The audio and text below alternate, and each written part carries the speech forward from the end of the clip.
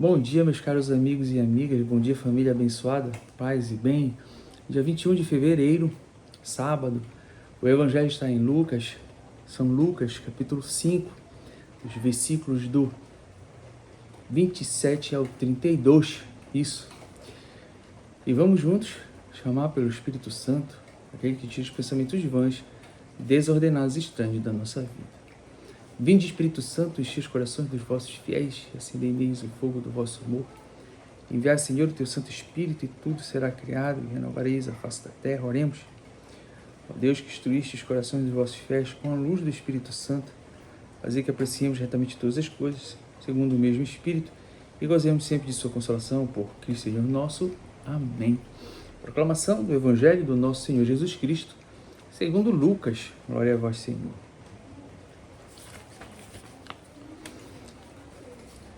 Naquele tempo, Jesus viu um cobrador de impostos chamado Levi, vulgo Mateus, sentado na coletoria.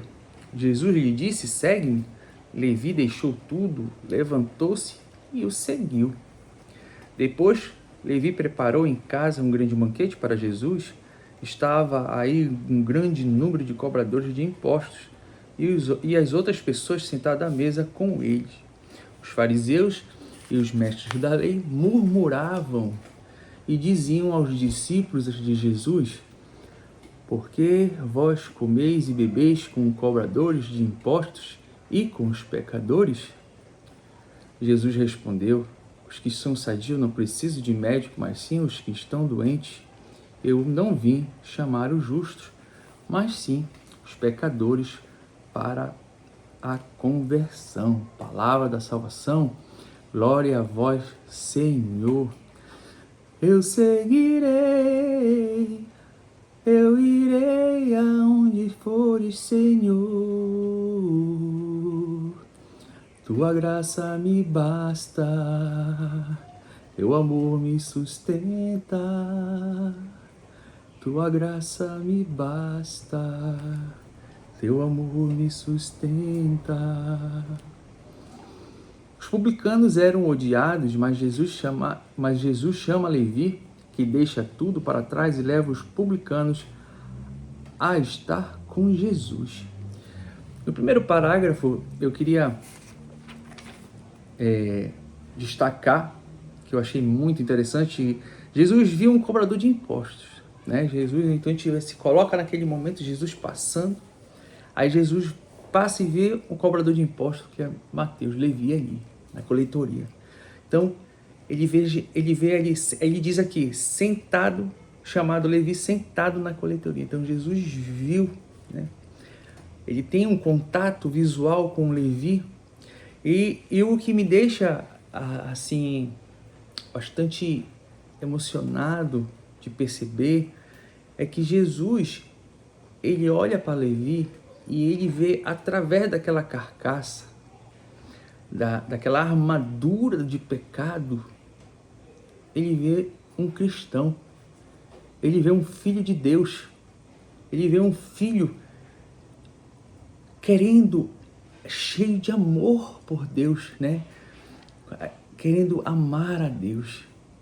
E às vezes nós olhamos para o nosso irmão, e nós só olhamos as coisas ruins, né? Das pessoas. A gente tem que aprender aqui, Jesus está nos chamando aqui nesse evangelho hoje, na minha percepção, está nos chamando a olhar através daquilo que a pessoa está te apresentando no momento, mas olhar por trás daquela carcaça, por trás daquela armadura, aquele ser humano, aquele filho de Deus, né?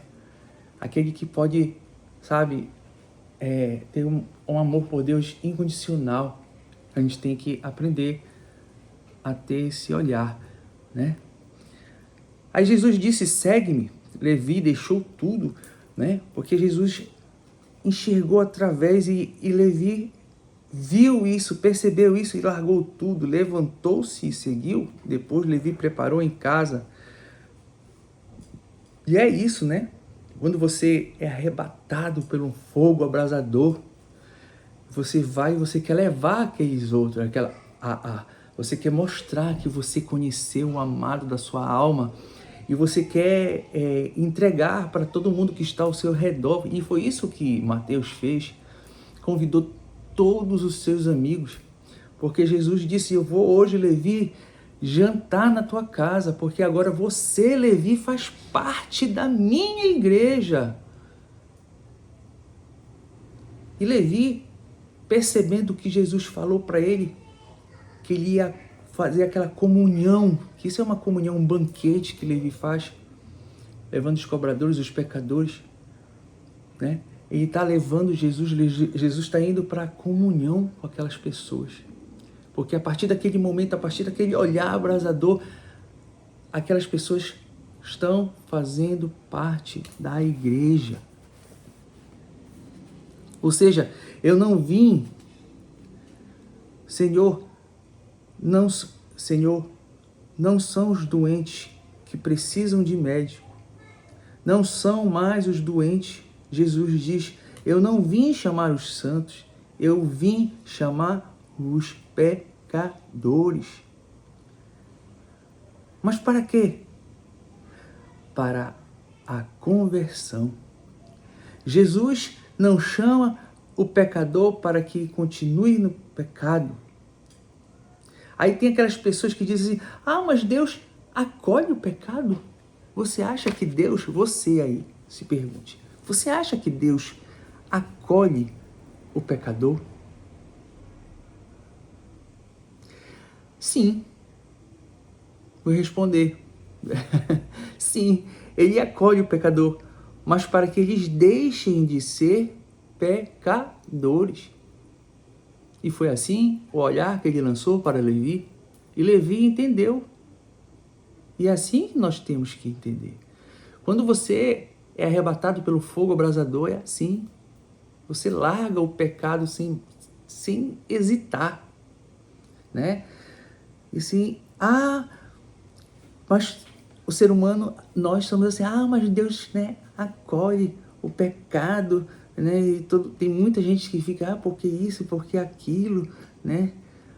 O pecado, meus amados, nunca é vontade de Deus. Porque nós já sempre vivemos justificando, né? O pecado, ele leva à morte, né? Falando, o pecado desagrada a Deus.